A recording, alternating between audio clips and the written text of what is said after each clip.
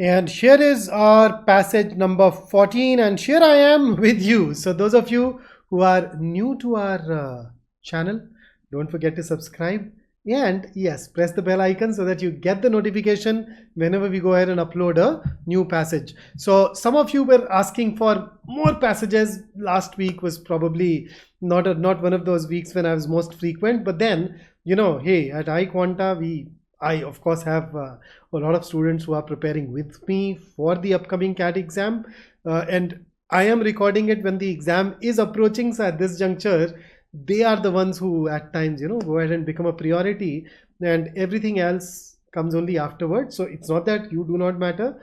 That's why I'm carving out this time to ensure that I am with you here as well.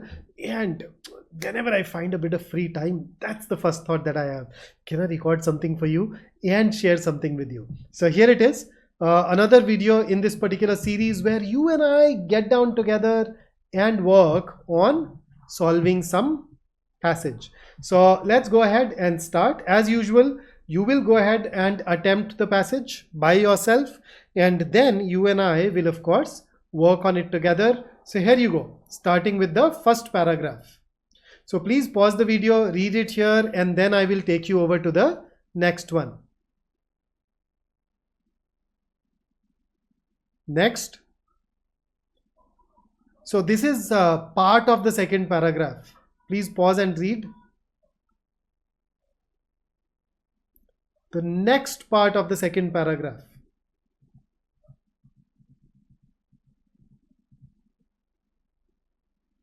Next part of the third paragraph. Next. So this is the next half of the third paragraph. And here comes the last paragraph for you.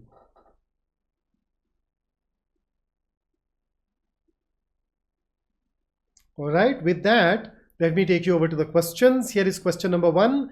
Please pause the video, answer the question, and then come back. Question number 2.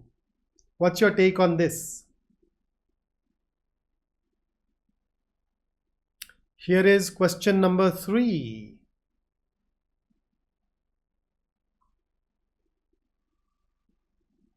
And the fourth and the last question for you.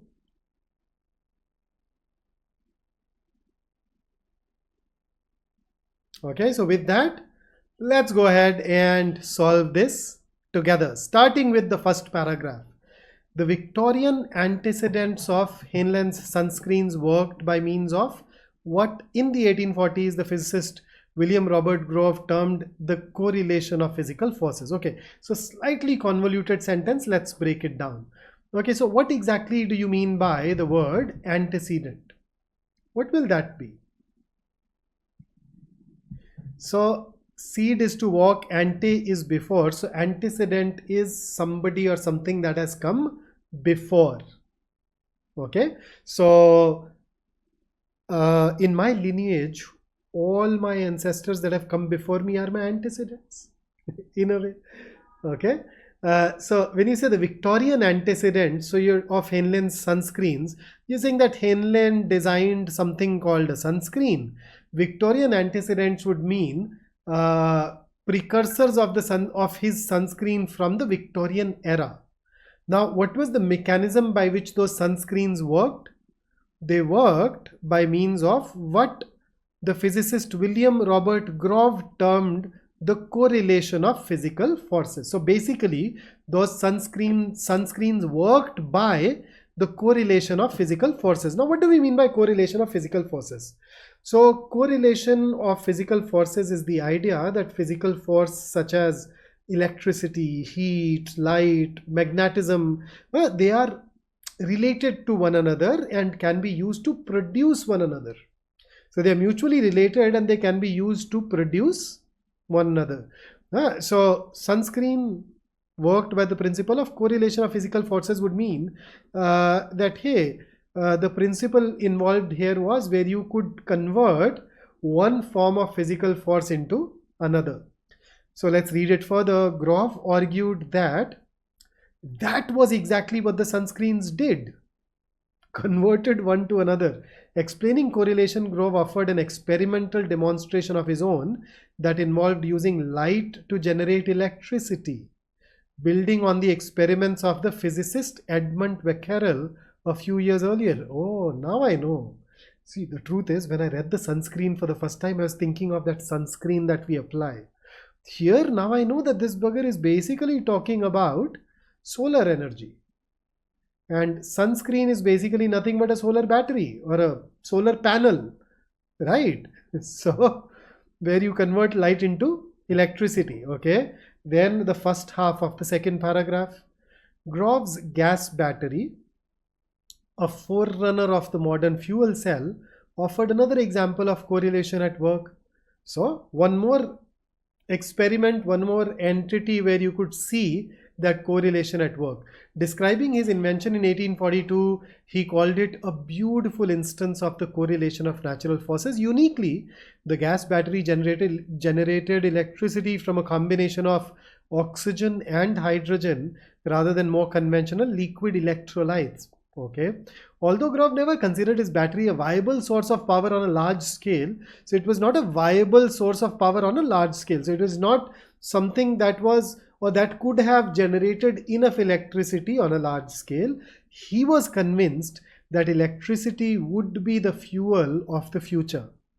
If instead of using zinc and acids, which are manufactured and comparatively expensive materials for the production of electricity, we could realize the electricity developed by the combustion in atmospheric air of common coal, wood, fat, or other raw materials, we should have at once a fair prospect of the commercial application of electricity. So he's saying that, hey, instead of using the method that he used, which involved chemicals which were expensive, if somebody could use things like common coal, wood, fat, or other raw materials along with, and then setting it on fire in atmospheric air, you'd have a fairly high probability of producing electricity at a large scale. So reading it further, the problem of making electricity the future source of power was practical rather than theoretical. So when something is, when you say the problem is practical and not theoretical, you're saying that in theory we have figured out all the things that need to be done. We figured out the process, we figured out the science. Now the limitations or the constraints that we have are practical. So we don't have those materials, or we haven't mastered the techniques, whatever. So he's saying the problem practical rather than theoretical, and not his to worry about either. He says, I don't have to worry about it. It seems an over-refined sensibility to occupy ourselves with providing means for our descendants in the 10th generation to warm their dwellings or propel their locomotives. Okay, so he's saying, I don't have to worry about it. Somebody else can worry about it, because he saw that it is something that will become practical only by the 10th generation. So, I mean, 10 generations would typically be what? You're talking about a good 200, 300 years. Okay. Next paragraph, the first half. Still, the fantasy of a future powered by cheap and inexhaustible electrical energy was common throughout the Victorian period. In his utopian/dystopian, okay, so utopian is an ideal world. Dystopian is the opposite of ideal, basically, a world where only the worst has survived. Okay, or a world where all the things that you consider good have broken down or have stopped to happen. So in his utopian dystopian account of a subterranean civilization, a civilization that lives underground, in The Coming Race, Edward, so you notice these capital letters. So we are talking about a book. So there is a book called The Coming Race. It is written by Edward Bulwer Lytton. This book is a utopian dystopian account of a subterranean civilization. In that book, the author was clear that the Vrilya's technologies were powered by electricity. So this subterranean civilization is Vrilya.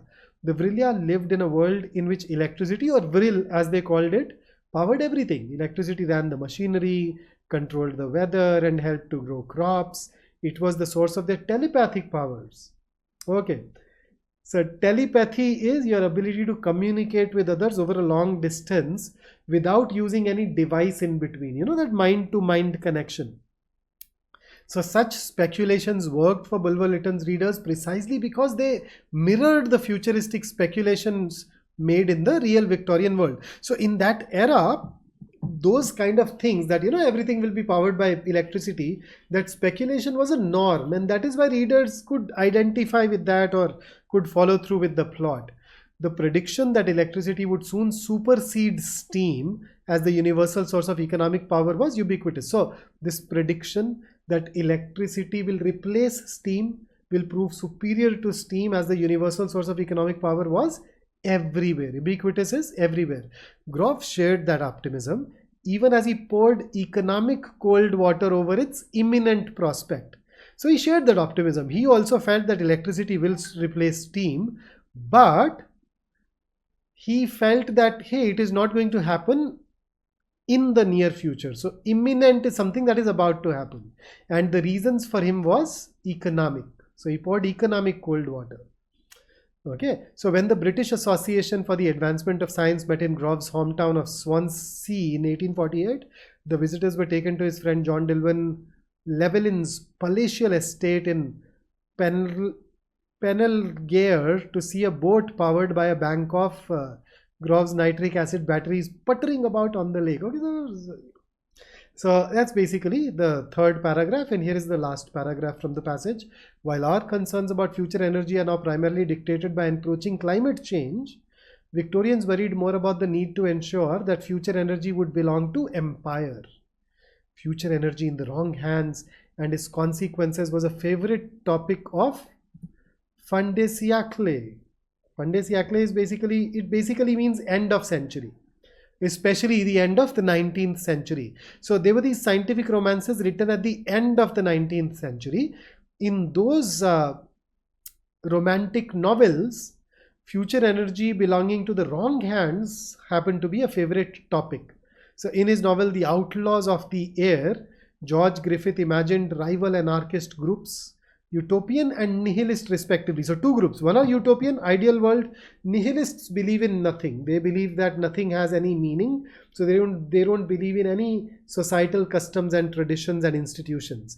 So they were slugging it out upon the sea and in the air. So slugging it out is they were fighting with the utopians and nihilists were fighting each other with electrical gunboats and airships wielding electrical weapons. Then another book, In the Angel of the Revolution, Griffith pictured revolutionary anarchists with access to a new source of energy in control of the air and terrorizing the great European states into submission. What are all those lines? Okay, with that are questions now. So question number 1. The Victorian antecedents of Henley's sunscreens worked by means of what in the 1840s the physicist William Robert Groff termed the correlation of physical forces? What is implied by this statement? Okay, let's start. Henley's sunscreens during Victorian times worked by reciprocity of physical forces as described by the physicist William Robert Groff. Okay, this could be the answer. Instead of Henley's sunscreens is not right. It was the predecessor or the antecedent and not this, but apart from it everything else is right. Okay, B, before Victorian times.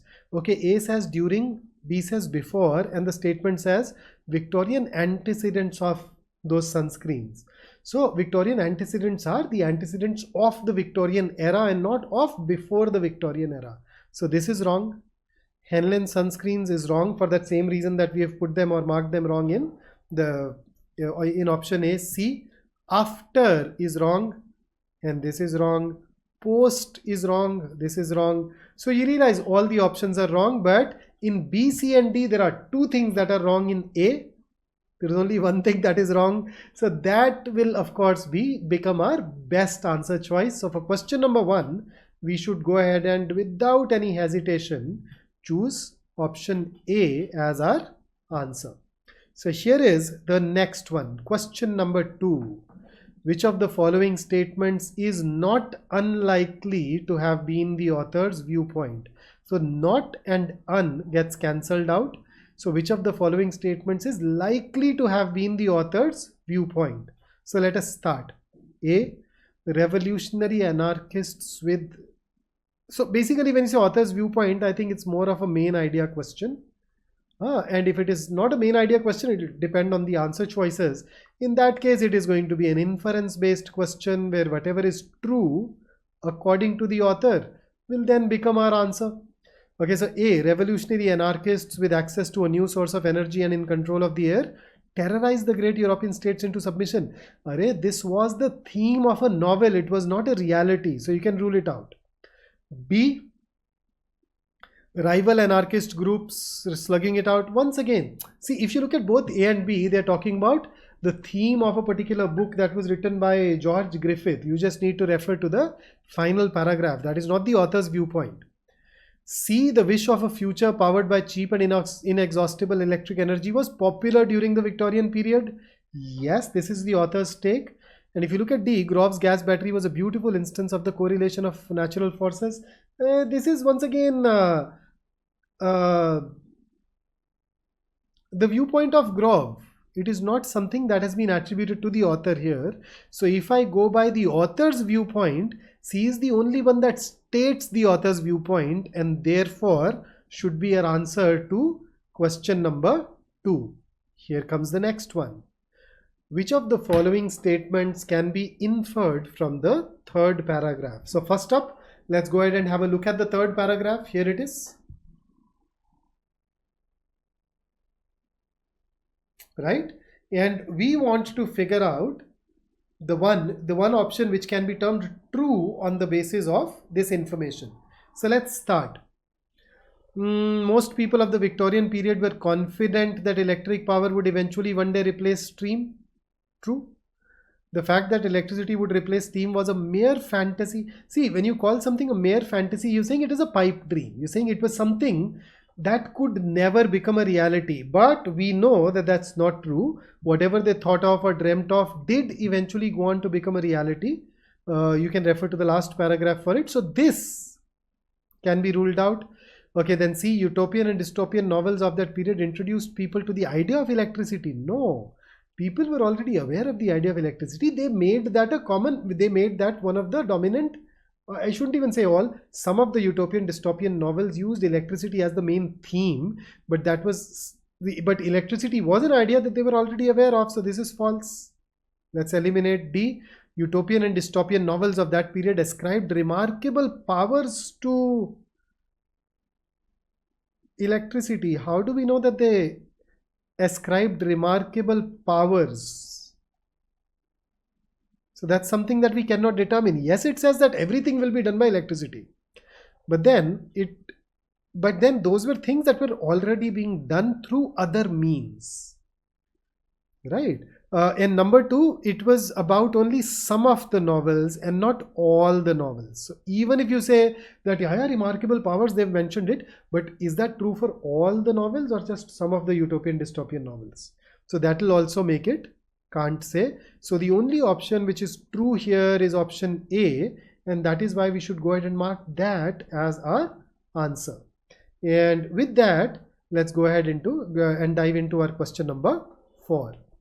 What does the author mean by the statement Grove shared the optimism even as he poured economic cold water over its imminent prospect? Let's go ahead. Okay, A. Grove was confident that electricity would supersede steam, but he felt it would not happen soon due to a lack of technological feasibility. No, it was about economy and not technology. So this part is not consistent with the sentence. So we can rule out A.